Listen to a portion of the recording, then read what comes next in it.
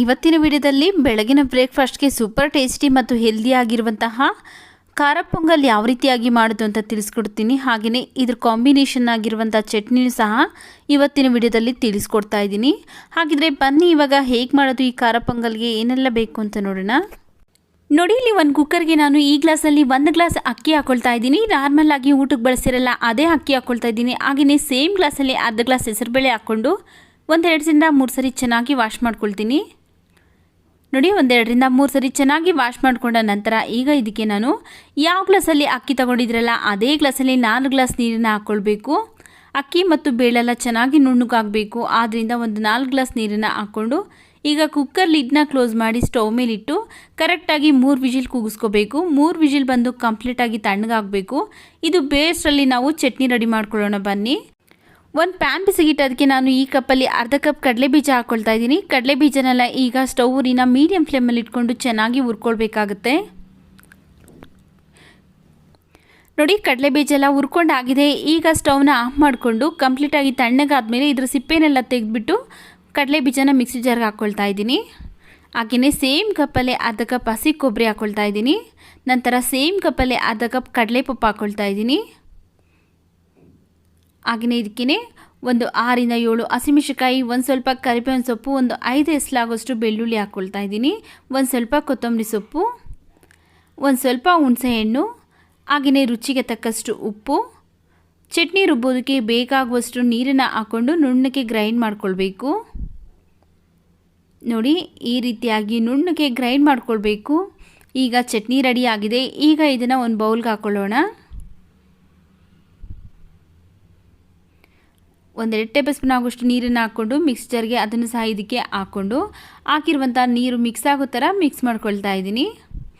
ಈಗ ಇದಕ್ಕೆ ಒಗ್ಗರಣೆ ಮಾಡೋದಕ್ಕೋಸ್ಕರ ಒಂದು ಪ್ಯಾನ್ ಬಿಸಿಗಿಟ್ಟೋದಕ್ಕೆ 1 ಸ್ಪೂನ್ ಎಣ್ಣೆ ಹಾಕ್ಕೊಂಡಿದ್ದೀನಿ. ಎಣ್ಣೆ ಬಿಸಿ ಆದಮೇಲೆ ಒಂದು ಸ್ವಲ್ಪ ಸಾಸಿವೆ, 1-2 ಒಣಮೆಣಸಿನ್ಕಾಯಿ, ಹಾಗೆಯೇ ಸ್ವಲ್ಪ ಕರಿಬೇವಿನ ಸೊಪ್ಪು ಇವಿಷ್ಟನ್ನು ಹಾಕ್ಕೊಂಡು ನಾವು ಚೆನ್ನಾಗಿ ಮಿಕ್ಸ್ ಮಾಡ್ಕೊಳ್ತಾ ಫ್ರೈ ಮಾಡ್ಕೊಳ್ಬೇಕು. ನೋಡಿ, ಈಗ ಫ್ರೈ ಆಗಿದೆ. ಈಗ ಸ್ಟವ್ನ ಆಫ್ ಮಾಡಿಕೊಂಡು ಮಾಡಿಟ್ಕೊಂಡಿರುವಂಥ ಚಟ್ನಿಗೆ ಈ ಒಗ್ಗರಣೆನ ಮಿಕ್ಸ್ ಮಾಡ್ಕೊಳ್ಬೇಕು.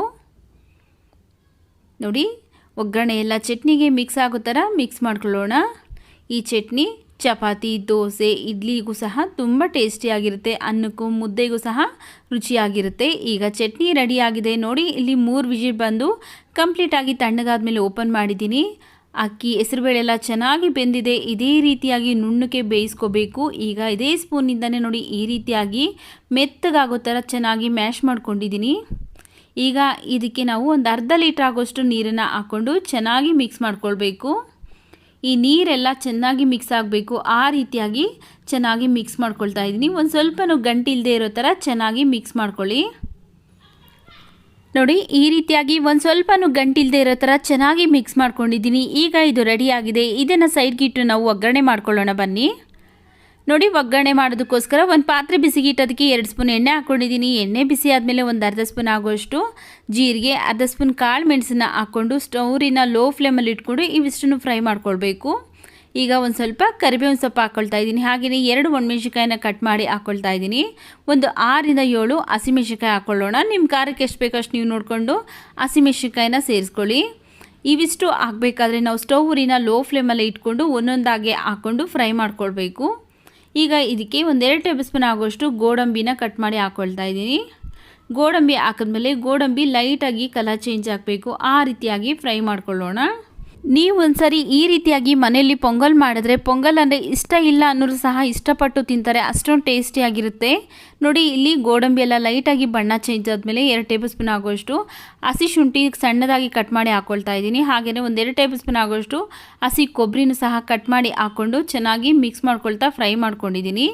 ಈಗ ಇದಕ್ಕೆ 1/4 ಸ್ಪೂನ್ ಆಗೋಷ್ಟು ಅರಿಶಿನ ಪುಡಿ ಹಾಕ್ಕೊಂಡು ಚೆನ್ನಾಗಿ ಮಿಕ್ಸ್ ಮಾಡ್ಕೊಳ್ತಾ ಇದ್ದೀನಿ. ನೋಡಿ, ಒಗ್ಗರಣೆ ಇಷ್ಟೊಂದು ಸಿಂಪಲ್ಲಾಗಿ ಇರುತ್ತೆ. ಈಗ ಇದಕ್ಕೆ ನಾವು ಏನು ಮೊದಲೇ ಬೇಯಿಸಿ ಮ್ಯಾಶ್ ಮಾಡ್ಕೊಂಡಿದ್ರಲ್ಲ ಆ ಅನ್ನನ ಹಾಕ್ಕೊಳ್ತಾ ಇದ್ದೀನಿ. ಅನ್ನ ಎಲ್ಲ ಹಾಕ್ಕೊಂಡಾದ್ಮೇಲೆ ಈಗ ಇಷ್ಟನ್ನು ಚೆನ್ನಾಗಿ ನಾವು ಮಿಕ್ಸ್ ಮಾಡ್ಕೊಳ್ಬೇಕು. ಈ ಒಗ್ಗರಣೆ ಎಲ್ಲ ಈ ಅನ್ನಕ್ಕೆ ಮಿಕ್ಸ್ ಆಗಬೇಕು. ಆ ರೀತಿಯಾಗಿ ಮಿಕ್ಸ್ ಮಾಡ್ಕೊಳ್ತಾ ಇದ್ದೀನಿ. ನೋಡಿ, ಎಷ್ಟು ನ್ಯಾಚುರಲ್ ಆಗಿ ಕಲರ್ಫುಲ್ಲಾಗಿ ಬರ್ತಾ ಇದೆ. ನಾವು ಅರಿಶಿನ ಹಾಕಿರೋದ್ರಿಂದ ತುಂಬ ಕಲರ್ಫುಲ್ಲಾಗಿ ಬರುತ್ತೆ. ನೋಡಿ ಈಗ ಇದಕ್ಕೆ ಒಂದು ಅರ್ಧ ಲೀಟ್ರ್ ಆಗೋಷ್ಟು ನೀರನ್ನು ಹಾಕ್ಕೊಳ್ತೀನಿ. ನೋಡ್ಕೊಳ್ಳಿ, ನಿಮಗೆ ಯಾವ ಹದಕ್ಕೆ ಪೊಂಗಲ್ ಬೇಕಾಗುತ್ತಲ್ಲ ಆ ಅದಕ್ಕೆ ನೀವು ನೋಡಿಕೊಂಡು ನೀರನ್ನು ಸೇರಿಸ್ಕೊಂಡು ಅಡ್ಜಸ್ಟ್ ಮಾಡ್ಕೊಳ್ಬೇಕಾಗುತ್ತೆ.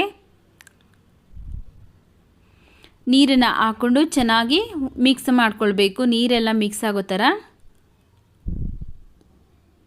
ನೋಡಿ ಈ ಅದಕ್ಕೆ ಚೆನ್ನಾಗಿ ಮಿಕ್ಸ್ ಮಾಡಿಕೊಂಡ್ರೆ ಸಾಕಾಗುತ್ತೆ. ಈಗ ಇದಕ್ಕೆ ಲಾಸ್ಟಲ್ಲಿ ಉಪ್ಪು ಹಾಕ್ಕೊಳ್ತಾ ಇದ್ದೀನಿ. ರುಚಿಗೆ ತಕ್ಕಷ್ಟು ಉಪ್ಪನ್ನು ಹಾಕ್ಕೊಂಡು ಉಪ್ಪೆಲ್ಲ ಮಿಕ್ಸ್ ಆಗೋ ಥರ ಚೆನ್ನಾಗಿ ಮಿಕ್ಸ್ ಮಾಡ್ಕೊಳ್ಬೇಕು.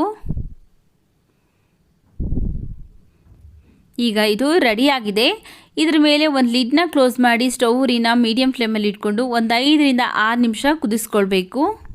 ನೋಡಿ ಈಗ ಒಂದು 5 ರಿಂದ 6 ನಿಮಿಷ ಆಗಿದೆ, ಚೆನ್ನಾಗಿ ಕುದೀತಾ ಇದೆ. ನೋಡ್ಬೋದು ಪೊಂಗಲ್ ರೆಡಿ ಆಗಿದೆ. ಒಂದು ಸರಿ ಚೆನ್ನಾಗಿ ಮಿಕ್ಸ್ ಮಾಡ್ಕೊಳ್ತಾ ಇದ್ದೀನಿ. ನೋಡಿ ರುಚಿಯಾದಂತಹ ಪೊಂಗಲ್ ರೆಡಿಯಾಗಿದೆ. ಈಗ ಇದಕ್ಕೆ ಲಾಸ್ಟಲ್ಲಿ ಸಣ್ಣದಾಗಿ ಕಟ್ ಮಾಡಿರುವಂಥ ಕೊತ್ತಂಬರಿ ಸೊಪ್ಪು ಹಾಕ್ಕೊಳ್ಳೋಣ. ಕೊತ್ತಂಬರಿ ಸೊಪ್ಪನ್ನು ಹಾಕ್ಕೊಂಡು ಚೆನ್ನಾಗಿ ಮಿಕ್ಸ್ ಮಾಡಿಕೊಂಡು ಸ್ಟವ್ನ ಆಫ್ ಮಾಡ್ಕೊಳ್ಳೋಣ. ನೋಡಿ ಈಗ ರುಚಿಯಾದಂತಹ ಖಾರ ಪೊಂಗಲ್ ರೆಡಿಯಾಗಿದೆ. ಈ ವಿಡಿಯೋ ನಿಮಗೆ ಇಷ್ಟವಾಗಿದ್ದರೆ ಈ ವಿಡಿಯೋಗೊಂದು ಲೈಕ್ ಮಾಡಿ, ಈ ವಿಡಿಯೋನ ನಿಮ್ಮ ಫ್ಯಾಮಿಲಿ ಫ್ರೆಂಡ್ಸ್ ಗ್ರೂಪ್ಗೆ ಶೇರ್ ಮಾಡಿ. ನಮ್ಮ ಚಾನಲ್ಗೆ ನೀವೇನಾದರೂ ಹೊಸಬ್ರಾಗಿದ್ದರೆ ಪ್ಲೀಸ್ ನಮ್ಮ ಚಾನಲ್ಗೆ ಸಬ್ಸ್ಕ್ರೈಬ್ ಮಾಡಿಕೊಂಡು ಸಪೋರ್ಟ್ ಮಾಡಿ.